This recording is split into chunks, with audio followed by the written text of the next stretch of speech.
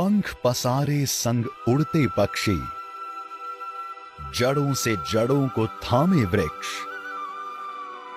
धरती से आकाश तक, मानवता के विकास तक, इन सभी के स्वरूप की अनुभूति है एकत्व। सामंजस्य और सहयोग प्रकृति का शाश्वत नियम है जो हर जीवन को जोड़े रखता है। एकत्व हमेशा से मानवता के विकास का मूल रहा है। आज के दौर में भी भारत की सामाजिक संरचना को एक सशक्त समाज के रूप में जोड़े रखने वाली सबसे बड़ी शक्ति है जन।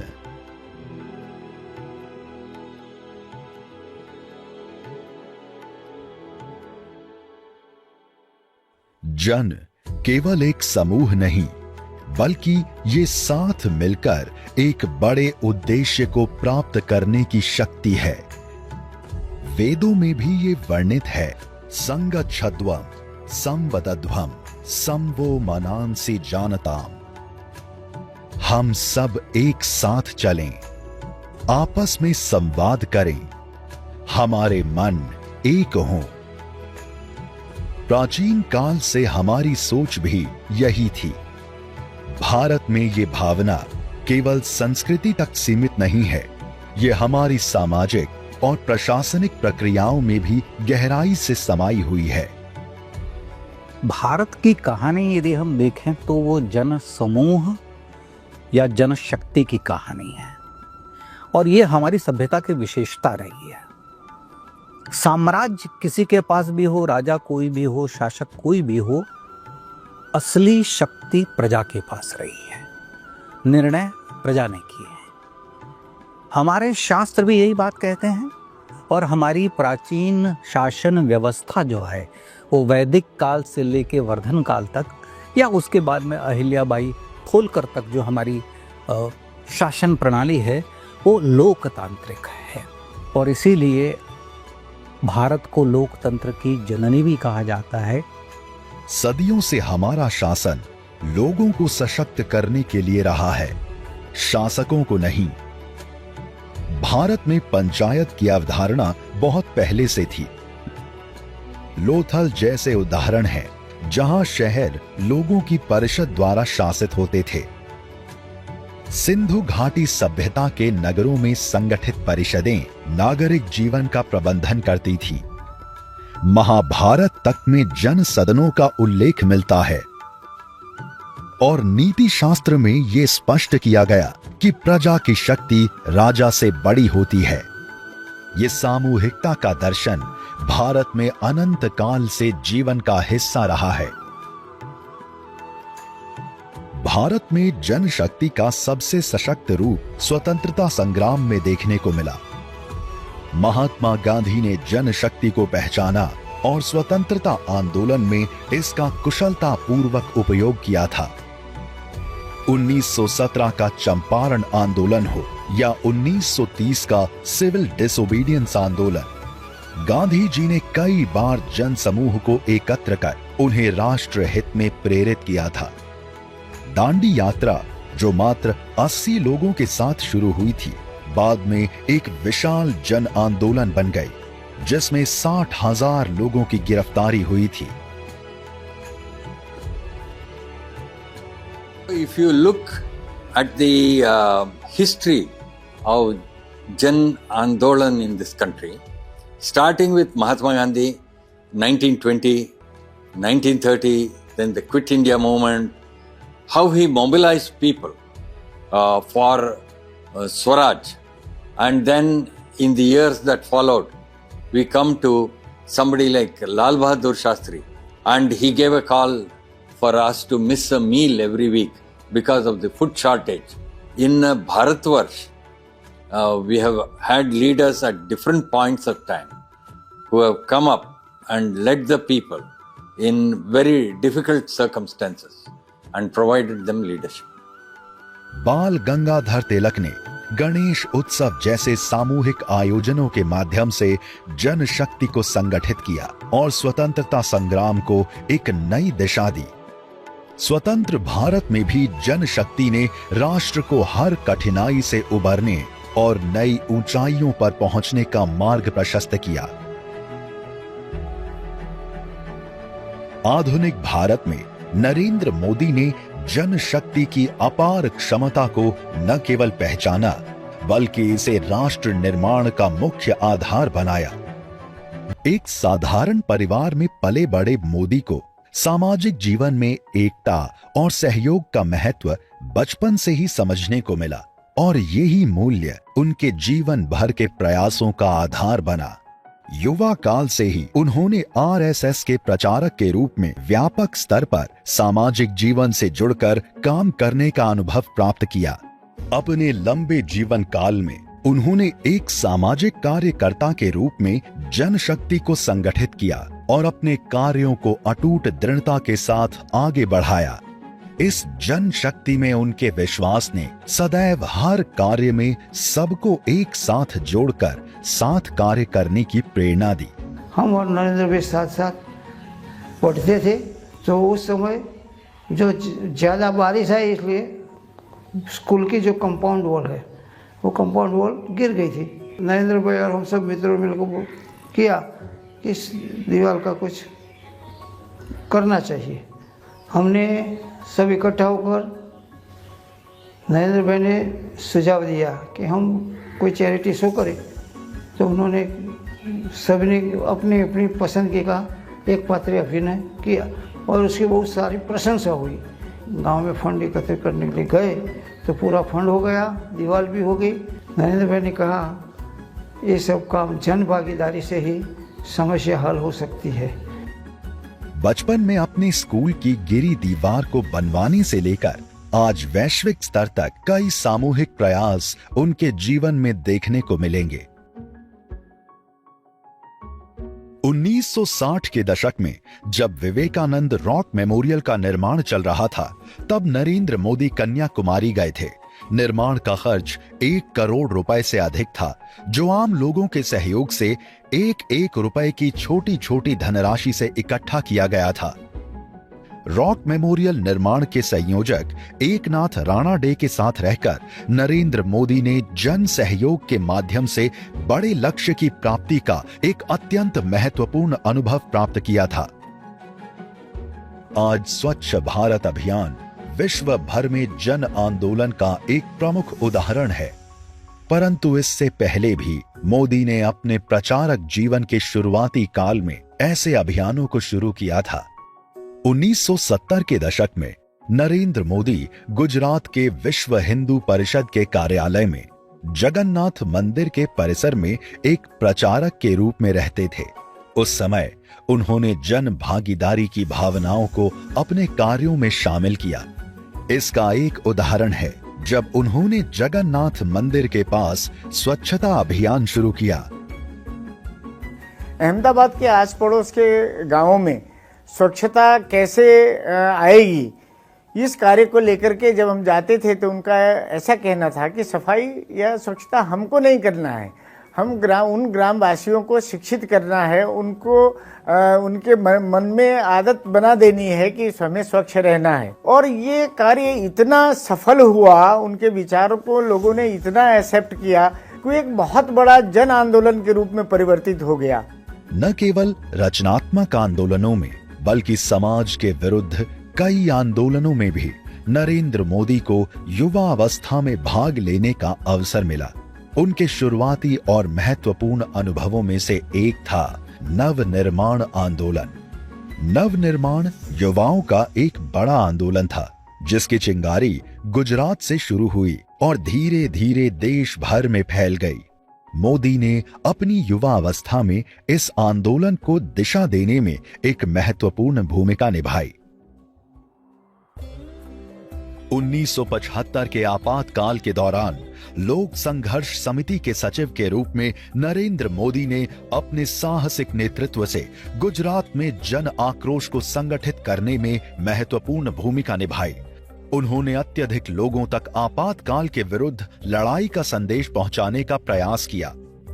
आपातकाल के दौरान देश में चल रहे अन्याय के बारे में साहित्य छपवाकर गुजरात के कोने कोने तक पहुंचाया और हर विचारधारा के लोगों को आपातकाल के विरुद्ध संघर्ष में शामिल किया। भूभाग में रहते हुए सारे प्रयासों से गुजरात की आपातकाल विरोधी लड़ाई को एक जन आंदोलन बनाने में वो सफल हुए। 1979 की मोरबी बाढ़ के दौरान नरेंद्र मोदी ने संघ के राहत कार्य को नेतृत्व प्रदान किया। उन्होंने समझा कि केवल मदद देना काफी नहीं है, मोरबी शहर को वापस खड़ा करने के लिए लोगों में आत्मविश्वास भरना भी आवश्यक है। इसके लिए उन्होंने एक जन अभियान आरंभ किया, जिसमें उन्होंने हजारों युवाओं को जोड़ा। नरेंद्र भाई मोदी ने जो आदेश दिया था उस वक्त कि आप मोरबी आइए और संघ की संसद के साथ मिलकर, समाज के साथ मिलकर ये कार्य कीजिए। मोरबी में जो लाशें पड़ी थी, लाशों को उठाना, उसके बाद जो बीमार है उनको दवाई देना, जिनके पास अन्न नहीं है उनको अन्न वितरण करना, ये सब चीजें हमारे संघ के संसदों को जिम्मेदारी दी थी। इसीलिए उसमें गांव के युवाओं को इकट्ठा करने के लिए गांव में पर्चे बांटे गए और एक सम्मेलन का आयोजन किया गया, जिसमें मोरबी के युवा वर्ग इकट्ठा हुए और उनके सहयोग से यह कार्यक्रम सिद्ध हुआ। संघ में प्रचारक के रूप में कार्य करते हुए नरेंद्र मोदी ने संगठन के भीतर सामूहिकता और समन्वय की भावना को करीब से जाना। साथ ही उनकी सोच हमेशा इस पर केंद्रित रही कि व्यापक जन समूह को संगठन से कैसे जोड़ा जाए। उनके सहयोगी कई छोटे बड़े उदाहरण देते हैं, जैसे वो स्वयं सेवकों को समाज में जाकर सर्वे करने के लिए प्रेरित करते थे ताकि संघ की सामाजिक छवि को बेहतर समझा जा सके, या फिर संघ शिविरों के लिए भोजन आम जन से कैसे एकत्रित किया जाए और इस प्रक्रिया में उन्हें कैसे जोड़ा जाए, इस पर भी गहराई से विचार करते थे। जब नरेंद्र भाई संघ के प्रचारक थे, संघ के कार्यक्रम में जन सहभागिता के लिए वो हर उस तरह से सोचते थे कि समाज का हर नागरिक, समाज के हर वर्ग के लोग हमारे काम से जुड़े। उदाहरण के अगर एक बड़ा शिविर है तो शिविर में व्यवस्था का भाग हो, तो व्यवस्था के भाग में भोजन में, तो पूरे शहर में या जो जहाँ कार्यक्रम है वो इलाके में हर घर से रोटी एकत्र करना। एक तरह से क्या होता था कि रोटी भी मिल जाती थी और सब जितना भी इलाका है, शहर है, वो भावनात्मक रूप से संघ से जुड़ गया था। 1985 में गुजरात सरकार ने जगन्नाथ मंदिर रथ यात्रा पर रोक लगा दी थी। नरेंद्र मोदी, जो उस समय पर संघ के विभाग प्रचारक थे, वो इस बात पर अडिग रहे कि यात्रा निश्चित रूप से निकलेगी। उन्होंने सबसे कहा, ये भगवान जगन्नाथ की रथ यात्रा है, इसे रोकने का अधिकार किसी को नहीं है। उनके एक आह्वान पर जन आंदोलन खड़ा हुआ, हजारों लोग एकत्रित हुए। उस जन शक्ति के सामने सरकार को झुकना पड़ा और यात्रा हर साल की तरह भव्य रूप से निकली। ऐसा ही एक उदाहरण प्रांतिज दंगों के दौरान देखने को मिलता है। साबरकांठा जिले में प्रांतिज नगर में असामाजिक तत्व द्वारा अशांति निर्माण करने का प्रयास किया गया। वो संपूर्ण समाज में डर का माहौल था, वो दूर करने के लिए नरेंद्र भाई ने सबकी मीटिंग लेकर के तय किया कि एक जनशक्ति का निर्माण किया जाए और जनशक्ति का प्रभाव दिखाया जाए। तो जन्माष्टमी के त्योहार पर संपूर्ण समाज संगठित होकर के शोभा यात्रा में सम्मिलित हो जाए, ऐसा उन्होंने प्रयोग रखा सबके सामने। और सब समाज ने अच्छी तरह से शोभा यात्रा निकाली और गांव के जो असामाजिक तत्व थे वो भी दब गए। 1985 से 1987 के बीच गुजरात में भीषण अकाल पड़ा था। उस दौरान संघ के राहत कार्यों को नरेंद्र मोदी के प्रयासों ने एक विशाल जन अभियान बनाया। कई साल गुजरात में अकाल पड़ा था, तो अकाल में संघ का कार्यकर्ताओं ने निश्चित किया कि हम कुछ भी मदद करें। तो हर कार्यकर्ता का सुझाव आया। कहीं ने ऐसा बोला कि भाई हम किट बांटेंगे, अनाज वितरण करेंगे। कहीं ने ऐसा बोले कम्युनिटी रसोड़ा शुरू करेंगे, वहां से सबको खाना खिलाएंगे।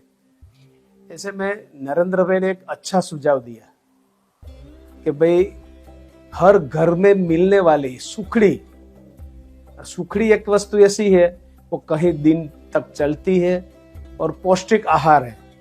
देखते देखते कई टन सुखड़ी इकट्ठी हो गई। इसी में नरेंद्र भाई ने एक सुझाव दिया कि ट्रक ड्राइवरों को इकट्ठा किया और उनको बोला कि सुखड़ी जरूरियातमंदों तक पहुंचानी है। इस अभियान से काफी लोग जुड़े और एक जन आंदोलन बन गया। सुखड़ी अभियान गुजरात के इतिहास में एक बड़े सामूहिक प्रयास की मिसाल बना।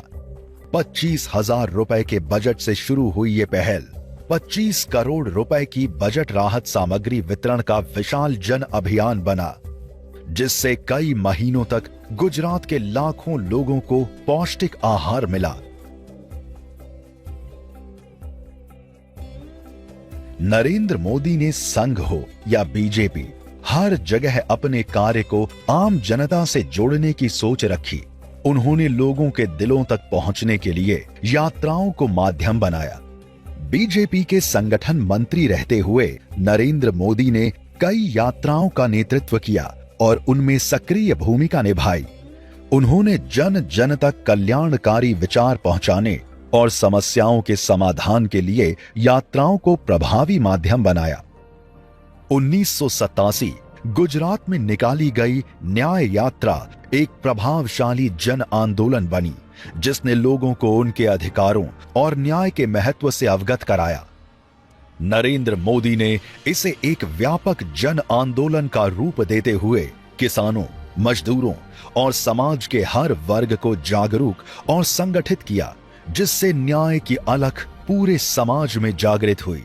न्याय यात्रा के समय पर जन आंदोलन बनाने के लिए नरेंद्र भाई की जो योजना थी, वो पूरे गांव-गांव में जाना, किसान को जोड़ना, मजदूर को जोड़ना, उनकी हक की लड़ाई के लिए उनको साथ में लेकर लड़ना, केवल अपने राजनीतिक दल से लड़ना, सामाजिक आंदोलन करना व्यक्तिगत संस्था के रूप में नहीं, लेकिन जन आंदोलन खड़ा करना और जनता को उनके अधिकार के लिए मेरा अधिकार ये है, ये उनका अधिकार है, इनके लिए उनको जागरूक कर आंदोलन करना, ये उनकी विशेषता थी।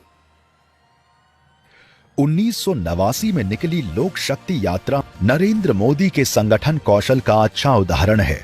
अंबाजी मंदिर से शुरू हुई ये यात्रा गुजरात के 10,000 से अधिक गांव तक पहुंची और 10 लाख से अधिक लोगों तक सीधे संवाद करने का माध्यम बनी।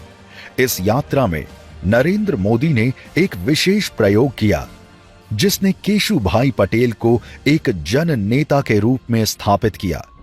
हर विधानसभा क्षेत्र से कार्यकर्ताओं के माध्यम से सिक्के एकत्र किए, जिससे केशुभाई पटेल को तोलने की प्रतीकात्मक योजना की। इस यात्रा से हर एक व्यक्ति को जोड़ने का नरेंद्र मोदी का लक्ष्य इस आयोजन से प्राप्त हुआ। 1991 में मुरली मनोहर जोशी के नेतृत्व में निकाली गई एकता यात्रा राष्ट्रीय एकता का प्रतीक बनी। इस यात्रा की सफलता में नरेंद्र मोदी की महत्वपूर्ण भूमिका थी। उन्होंने इसे देशव्यापी जन आंदोलन बनाने के लिए एक अनूठा सुझाव दिया।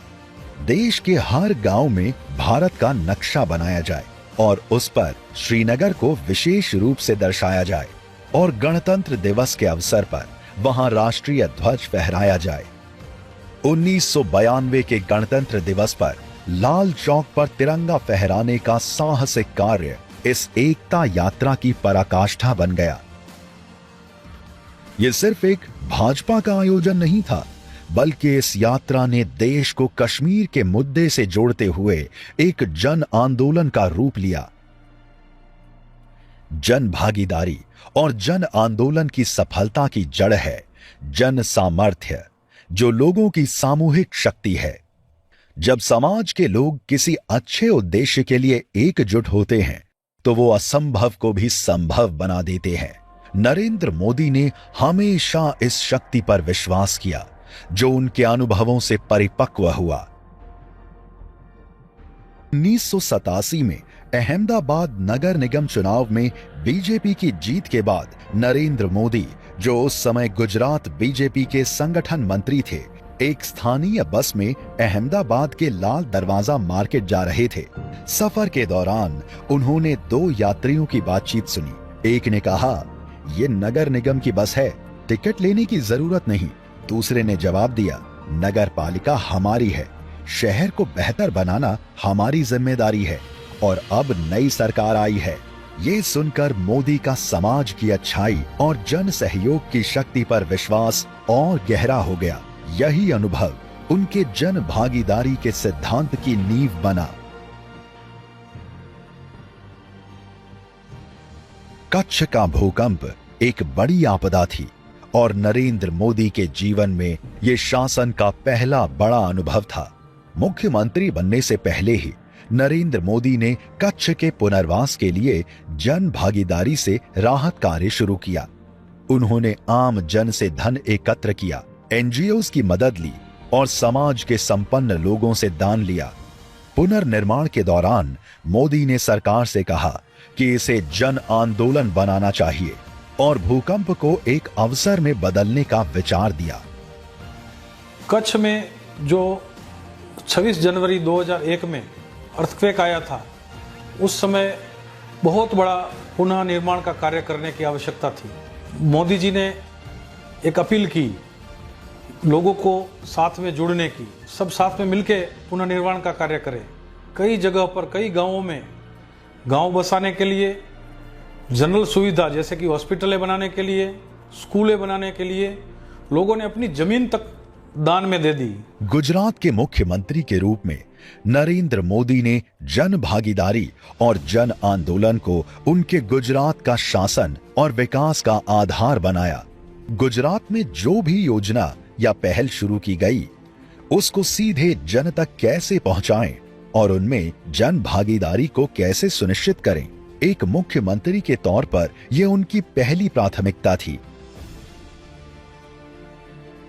2003 से पहले स्कूल ड्रॉपिंग आउट की समस्या से जूझ रहे गुजरात में शाला प्रवेशोत्सव और कन्या केलवाड़ी जैसी योजनाओं ने शिक्षा में बदलाव की शुरुआत की। नरेंद्र मोदी ने इसे सामूहिक भागीदारी से एक जन आंदोलन बनाया। मोदी का मानना था कि गुजरात का हर बच्चा स्कूल में हो, खासकर बेटियां। उसके लिए उन्होंने शिक्षा को समाज का साझा दायित्व बना दिया। खुद मुख्यमंत्री के रूप में नरेंद्र मोदी हों या मंत्री, विधायक और अन्य अधिकारी, खुद गांव-गांव गए और पूरे गांव के साथ मिलके बच्चों को स्कूल लेके गए।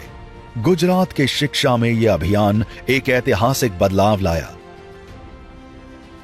मुख्यमंत्री नरेंद्र मोदी ने कृषि को जन आंदोलन का रूप देने के लिए कृषि रथ और कृषि महोत्सव की शुरुआत की।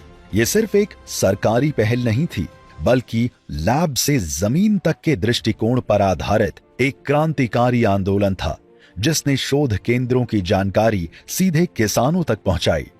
नरेंद्र मोदी की इस पहल से जुड़ के किसानों ने इसे जन आंदोलन बना दिया। किसानों में ये जो अवेयरनेस का एक माहौल खड़ा हुआ था, उसको समझौता देने के लिए और उसको सॉल्व करने के लिए एक प्रकार से कृषि महोत्सव का प्रारंभ किया गया और उसी में राज्य के वैज्ञानिक, कृषि वैज्ञानिक, सभी यूनिवर्सिटी में काम करने वाले सारे वैज्ञानिक, उन सभी को गांव में भेजने का पहली बार प्रयास हुआ और इस प्रयास का नतीजा ये हुआ कि किसान सीधे ही अपनी समस्याओं का वैज्ञानिकों के साथ रूबरू मिलके उसकी चर्चा करके उसका समाधान पूछने के लिए उसके मन में भी जिज्ञासा होने लगी। बड़ी योजनाओं से लेकर छोटे प्रयोगों तक नरेंद्र मोदी का लक्ष्य हमेशा उन्हें जन जन से जोड़कर जन आंदोलन बनाना रहा है। वो नवाचारों को बढ़ावा देने के लिए जनता से शपथ दिलवाते थे, चाहे वो ड्रिप सिंचाई हो, सौर ऊर्जा का उपयोग हो या जैविक खेती, नरेंद्र मोदी ने इन पहलों के जरिए योजनाओं को समाज के सबसे कमजोर वर्गों तक सीधे पहुंचाया। गुजरात के उमिया माता मंदिर में लाखों की संख्या में श्रद्धालु आते हैं। एक बार जब नरेंद्र मोदी जी गुजरात के मुख्यमंत्री थे, तब उन्होंने हम सबको एक सुझाव दिया कि जिससे किसानों के जल संकट का समाधान हो सके। उन्होंने कहा कि उमिया माता के समक्ष भक्तों से प्रतिज्ञा करवाई जाए कि वो अपने खेतों में ड्रिप सिंचाई अपनाएंगे। यह विचार एक जन आंदोलन बन गया। उमिया माता के समक्ष 1.5 लाख किसानों ने प्रतिज्ञा ली और अपने खेतों में ड्रिप सिंचाई लागू की। 2010 में शुरू हुआ खेल महाकुंभ शहर से गांव तक खेलों के प्रति जागरूकता बढ़ाने और गुजरात की छिपी प्रतिभाओं को सामने लाने का प्रयास था। इस पहल ने जन भागीदारी की शक्ति को दर्शाया। गरीब कल्याण मेला नरेंद्र मोदी के शासन का एक और महत्वपूर्ण कदम बना। इस पहल ने कल्याण योजनाओं को पुनर्परिभाषित करते हुए लाभ सीधे सबसे गरीब नागरिकों तक पहुंचाया। सरकारी योजना बनती है तो उसी साल वो लोगों तक पहुंच कैसे जाए, इनके लिए गरीब कल्याण मेला का ये उद्भव हुआ। और गरीब कल्याण मेला के कारण जो बिल्कुल आखिरी तबक्के के जो आदमी हैं उनके वहाँ पर ये लाभ मिलता हुआ और धीरे धीरे जो बिल्कुल बीपीएल लोग थे वो लोअर मिडिल क्लास में आए, लोअर मिडिल क्लास के जो लोग थे वो मिडिल क्लास में आए और बहुत बड़ी क्रांति इनमें आई। ये पहल नीतियां नहीं, आंदोलन थे जो हर नागरिक को एक स्वच्छ, न्यायपूर्ण और गरिमापूर्ण समाज बनाने की शक्ति का एहसास दिलाते हैं। ये भावना स्टैच्यू ऑफ यूनिटी के लोहे के अभियान में भी दिखाई देती है कि मिलकर कोई भी चुनौती पार की जा सकती है। ये नरेंद्र मोदी के नेतृत्व में देश को एकजुट करने का एक प्रयास था। गुजरात के नर्मदा जिले के केवड़िया में स्थित सरदार पटेल की प्रतिमा स्टैच्यू ऑफ यूनिटी दुनिया की सबसे ऊंची प्रतिमा है। इसके निर्माण के लिए नरेंद्र मोदी ने देशवासियों से खेत में इस्तेमाल किए गए लोहे को दान करने का आह्वान किया, जिससे इस अभियान ने नागरिकों में गर्व और अपनापन की भावना को जोड़ा। ये पहल एक जन आंदोलन बन गई जिसने पूरे भारत को एकजुट कर सामूहिक प्रयासों से सरदार वल्लभ भाई पटेल को सम्मानित किया। किसान सारे देश भर में उनके नेता के साथ कैसे जुड़े, तो दो चीज़ों से जुड़े। एक कि अपने खेत में जो औजार वो उपयोग कर रहे उसमें से एक छोटा सा भाग इस कार्यक्रम के लिए, इस कार्य के लिए सरदार साहब के का ये जो स्मारक के लिए वो दान दे। दूसरा ये चाहते थे कि वो सरदार साहब का मूल्यों को भी वो स्मरण करके हमें एक संदेशा दे कि भाई सुराज्य क्या होना चाहिए। तो उन्होंने एक सुराज पत्रिका, सुराज पिटीशन के बेसिस पे हर एक गांव में इसका एक वांछन हुआ और वो भी हमारे पास, उनके पास से आया। ये पूरा जन आंदोलन का इनका सोच था। गुजरात की इस प्रगति में जन भागीदारी और नवाचार की भूमिका अहम रही है। महात्मा मंदिर से लेकर कई अन्य योजनाओं तक नरेंद्र मोदी ने हर पहल में लोगों को जोड़कर विकास का नया आयाम दिया। महात्मा मंदिर के निर्माण के दौरान नरेंद्र मोदी ने दुनिया भर में बसे गुजराती समुदाय से मिट्टी देने की अपील की। उन्होंने विभिन्न देशों में कलश भेजे जहां भारतीय मूल के लोग मिट्टी एकत्रित कर गुजरात के विकास में भागीदार बने। He had decided to create this महात्मा मंदिर। उसमें भी उन्होंने जन भागीदारी का बहुत ही अहम हिस्सा किया, बट बहुत ही सिंपल टास्क दी थी उन्होंने कि जापान की मिट्टी और जापान का पानी लेके आओ। और ऐसे दुनिया भर में जहाँ भी जितने भी दूसरे शहर में गुजरातीज रहते थे या ग्लोबली रहते थे, उन्होंने कलश दिया था हर एक को, और जो भी कंट्री से था उसको बोला गया था कि पूरे साल इस कलश को आप घुमाओ and then bring it back kind of stuff, so you take that across. तो there is a message that happens. 2010 में गुजरात के स्वर्ण जयंती के अवसर पर नरेंद्र मोदी ने वांचे गुजरात कार्यक्रम शुरू किया, जिसमें लाखों लोगों ने हिस्सा लिया। सार्वजनिक अपीलों से लोगों को एक साथ पढ़ाई के लिए प्रेरित किया गया। एक साथ पढ़े गुजरात अभियान के तहत पूरे राज्य में सामूहिक पढ़ाई की गई, जो एक जन अभियान में बदल गया। यही सोच सार्वजनिक परिवहन तक भी पहुंची, जहां छोटे छोटे कदमों ने जन जीवन को सुविधाजनक बनाया और सरकार की योजनाओं को लोगों तक पहुंचाया। गुजरात के वो मुख्यमंत्री थे और स्टेट ट्रांसपोर्ट के बस के किराए उस समय कुछ 25% या 30% उन्होंने कम किए थे। तो 1 जनवरी से अगर वो कम होने हैं तो उस 1 जनवरी के दिन सरपंच से लेकर मुख्यमंत्री तक जो जनप्रतिनिधि गुजरात के हैं उन सब ने स्टेट ट्रांसपोर्ट की बस से यात्रा की और किराया कम हुआ है तो अभी हम यात्रा कर रहे हैं, ऐसे उस दिन किया। इस कारण जो सरकार निर्णय करती है वो निर्णय लोगों को महसूस होता है, क्योंकि वो जन भागीदारी जन आंदोलन में उसको परावर्तित करते हैं। सरदार सरोवर परियोजना को गति देने के लिए नरेंद्र मोदी ने वित्तीय बाधाओं को जन भागीदारी के माध्यम से दूर किया। ये परियोजना, जो गुजरात की जीवन रेखा मानी जाती है, नरेंद्र मोदी के मुख्यमंत्री बनने से पहले शुरू हुई थी, लेकिन वित्तीय संकट के कारण इसकी प्रगति बाधित हो रही थी। मुख्यमंत्री बनने के बाद नरेंद्र मोदी ने एक अनूठी रणनीति अपनाई। उन्होंने बॉन्ड धारकों से स्वेच्छा से अपना बॉन्ड समर्पित करने की अपील की, जिससे आवश्यक धनराशि जुटाई गई। इस तरह सरदार सरोवर परियोजना पूरी हुई, जो जन भागीदारी के सिद्धांत का अद्भुत उदाहरण है। प्रधानमंत्री बनने के बाद उन्होंने जन आंदोलन और जन भागीदारी से विकास के कार्य को आगे बढ़ाते हुए नई ऊंचाइयों पर पहुंचाया है।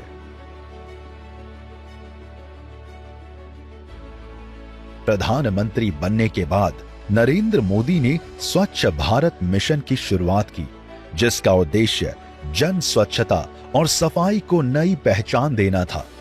एक सरकारी पहल के रूप में शुरू हुआ यह मिशन धीरे धीरे जन आंदोलन बन गया। मिशन सिर्फ सुविधाएं देने तक सीमित नहीं रहा, इसने व्यवहारिक परिवर्तन को भी छुआ, जहां भारत के लोगों को सफाई को जीवन शैली के रूप में अपनाने के लिए प्रेरित किया गया। गांव से लेकर शहरों तक स्वच्छ भारत एक सांस्कृतिक क्रांति थी, जिसने भारत के सफाई और स्वास्थ्य के प्रति समर्पण को पुनर्परिभाषित किया।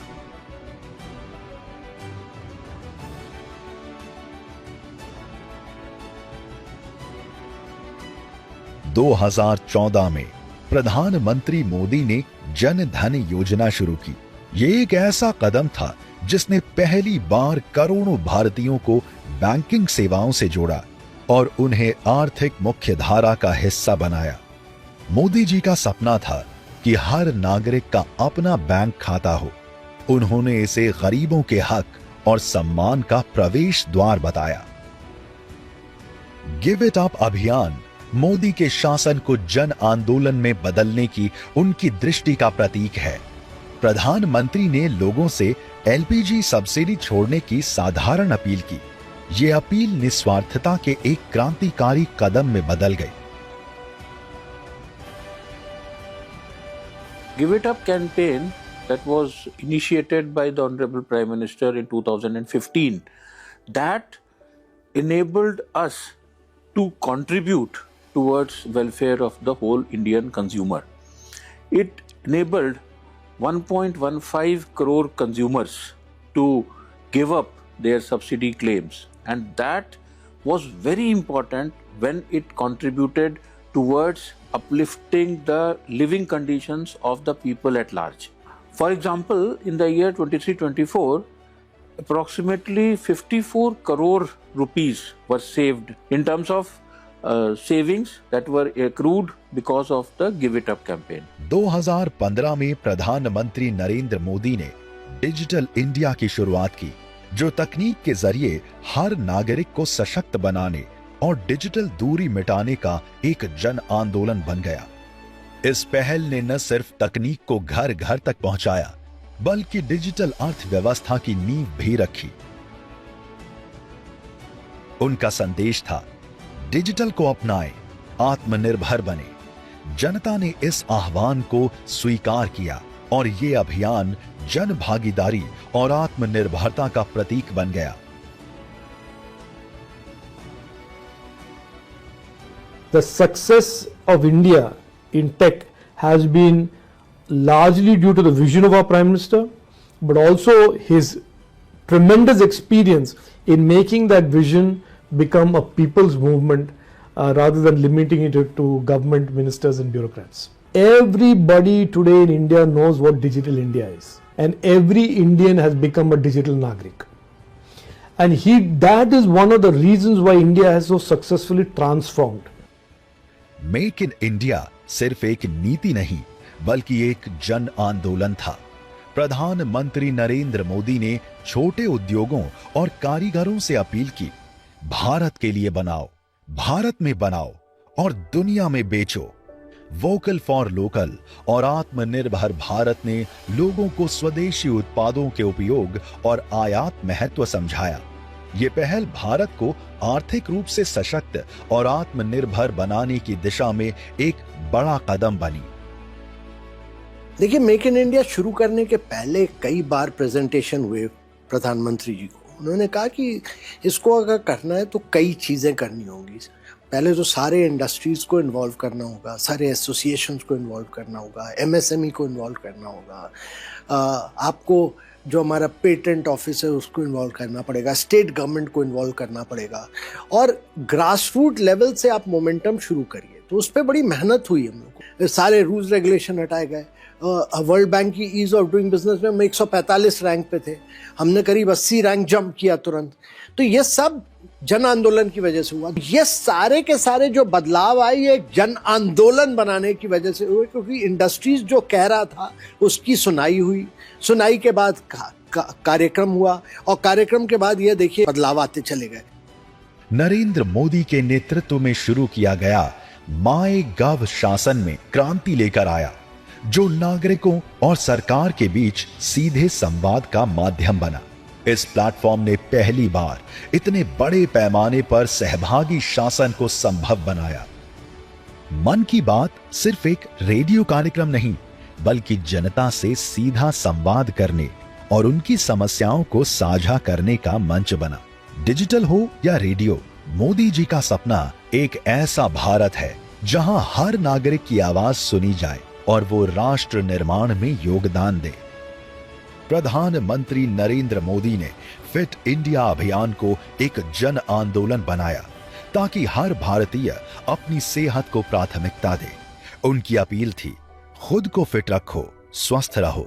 स्कूलों, कार्यालयों और सार्वजनिक स्थलों पर आयोजित गतिविधियों ने हर उम्र और वर्ग के लोगों को स्वास्थ्य के प्रति जागरूक किया और फिटनेस को एक जीवन शैली बना दिया। इससे पहले किसी भी कंट्री के प्राइम मिनिस्टर ने फिटनेस को इतना प्रमोट नहीं किया था जितना कि हमारे ऑनरेबल प्राइम मिनिस्टर सर ने करा। फिट इंडिया मूवमेंट से through social media and through the promotion of our honourable prime minister sir हमारी कंट्री में एक बहुत ज़्यादा पॉजिटिव चेंज आया और ये एक मूवमेंट से एक जन आंदोलन बन गया जिससे हमारी कंट्री फिट इंडिया की तरफ बढ़ गई। प्रधानमंत्री मोदी की पहल पर 2014 में संयुक्त राष्ट्र ने 21 जून को अंतर्राष्ट्रीय योग दिवस घोषित किया। ये दिन सिर्फ स्वास्थ्य का उत्सव नहीं, बल्कि वैश्विक एकता का प्रतीक बना। हर साल लाखों लोग योग अपनाकर शांति और सेहत का संदेश देते हैं।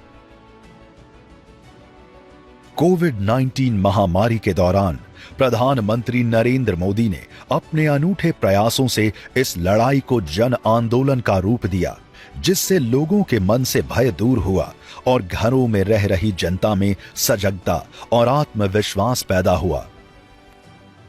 कोविड-19 महामारी के दौरान प्रधानमंत्री नरेंद्र मोदी जी ने देश के प्रयासों को जन आंदोलन में बदल दिया।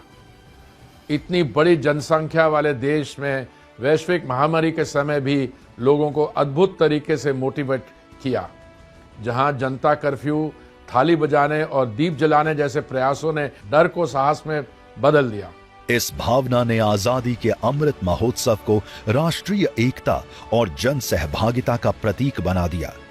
आजादी की 75वीं वर्षगांठ के अवसर पर प्रधानमंत्री नरेंद्र मोदी ने हर घर तिरंगा अभियान शुरू किया, जिससे देश के हर कोने में तिरंगा लहराया गया। राष्ट्रगान नामक एक हमने कार्यक्रम किया। उसमें यह था कि 15 अगस्त 2021 को इस कार्यक्रम को हमने आरंभ किया कि हर व्यक्ति राष्ट्रगान गाएगा या राष्ट्रगान की कुछ पंक्तियां गाएगा और अपना उसको एक सेल्फी लेके अपलोड करेगा। उसके लिए एक वेबसाइट बनाई गई। इसी भावना के तहत हमने 2022 तक हर घर तिरंगा की कल्पना करी। हर घर तिरंगा में भी हमने राष्ट्र का एक प्रतीक लिया जो हमारा तिरंगा है, और इस बार तो हमें अप्रत्याशित जन भागीदारी प्राप्त हुई। लगभग हर घर ने अपने घर पर तिरंगा फहराया। 6-7 करोड़ सेल्फीज हमारी वेबसाइट पे अपलोड हुई और पूरे देश में एक जश्न का माहौल केवल एक तिरंगे ने बना के रख दिया। इस अभियान में 6 करोड़ से अधिक लोगों ने तिरंगे के साथ सेल्फी लेकर उसे साझा किया। तिरंगे की बढ़ती मांग को अवसर में बदलते हुए नए नियम बनाए गए, जिससे स्वयं सहायता समूहों की महिलाओं को रोजगार मिला। इस महाअभियान ने देश के हर नागरिक को जोड़ा और पूरे भारत में राष्ट्रीय गौरव और एकता की भावना को मजबूत किया।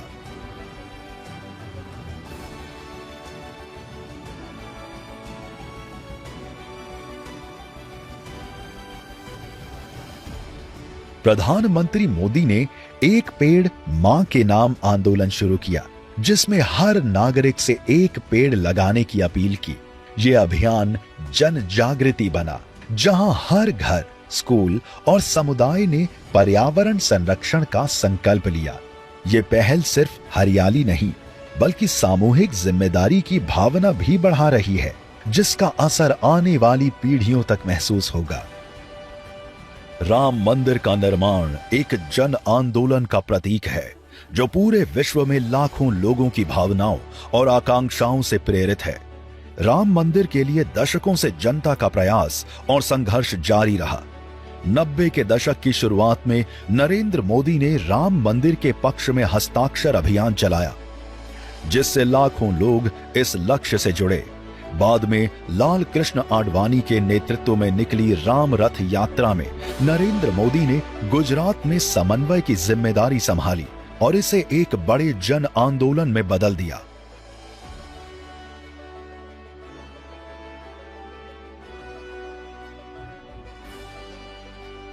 उन्होंने जो उस समय कहा कि समाज का ये मंदिर है, समाज के सहयोग से ये मंदिर बनना चाहिए। आज जो करोड़ों करोड़ों लोगों ने अपने सहयोग प्रदान किए हैं, गरीब ने भी किया है, ठेले वाले ने भी किया है, छोटे जो यहाँ आकर के सहयोग नहीं करता था, उसने लोगों के माध्यम से अपना सहयोग पहुंचाया। 10 रुपया, 100 रुपया, 1000 रुपया। इसलिए पूरा देश इसके साथ जुड़ा है। G20, जो पहले सिर्फ कूटनीतिक बैठकों तक सीमित था, प्रधानमंत्री नरेंद्र मोदी के नेतृत्व में जन भागीदारी का उत्सव बन गया। उन्होंने इसे सिर्फ दिल्ली तक न रखकर देश भर में आयोजित किया, ताकि हर भारतीय इसका हिस्सा बन सके। नरेंद्र मोदी का मानना है कि जब जनता जुड़ती है तो आयोजन का महत्व बढ़ जाता है। प्रधानमंत्री नरेंद्र मोदी ने जनशक्ति को सिर्फ भारत ही नहीं, पूरे विश्व के कल्याण का माध्यम बताते हुए कई पहल का आह्वान किया। जैसे उन्होंने लाइफस्टाइल फॉर एनवायरनमेंट अभियान के तहत विश्व के सभी देशों के लोगों से अनुरोध किया कि पर्यावरण अनुकूल जीवन शैली को अपनाएं, और उन्होंने पूरे विश्व से प्लास्टिक मुक्त का आह्वान किया। आज जरूरत है कि हम सभी लोग एक साथ आकर कलेक्टिव पार्टिसिपेशन के साथ लाइफस्टाइल फॉर एनवायरनमेंट यानी लाइफ को एक अभियान की तरह आगे बढ़ाएं। ये एनवायरमेंटल कॉन्शियस लाइफस्टाइल का एक मास मूवमेंट बन सकता है। प्रधानमंत्री नरेंद्र मोदी ने one world one health mission, one sun one world जैसे अभियानों का नेतृत्व किया। स्वच्छ ऊर्जा के इस्तेमाल के लिए पूरे मानवता को एक साथ आने का आह्वान किया। अंतर्राष्ट्रीय योग दिवस प्रधानमंत्री नरेंद्र मोदी की एक ऐसी पहल है जिसने पूरे विश्व में योग के माध्यम से शांति और समग्र स्वास्थ्य का संदेश फैलाया है। वसुधैव कुटुंबकम की भावना को मजबूत करते हुए नरेंद्र मोदी जन भागीदारी की अपार शक्ति से एक बेहतर विश्व के निर्माण के लिए निरंतर प्रयासरत हैं। एक सामाजिक कार्यकर्ता से लेकर वैश्विक नेता तक नरेंद्र मोदी का जनशक्ति में अटूट विश्वास उनकी हर पहल में स्पष्ट झलकता है। इसी सिद्धांत को आगे बढ़ाते हुए उन्होंने विकसित भारत के लक्ष्य को एक जन आंदोलन का रूप देने का संकल्प लिया। जब पूरा देश एकजुट होकर इस दिशा में आगे बढ़ेगा तो जनशक्ति ही हमारे समृद्ध और उज्जवल भविष्य की सबसे बड़ी ताकत बनेगी।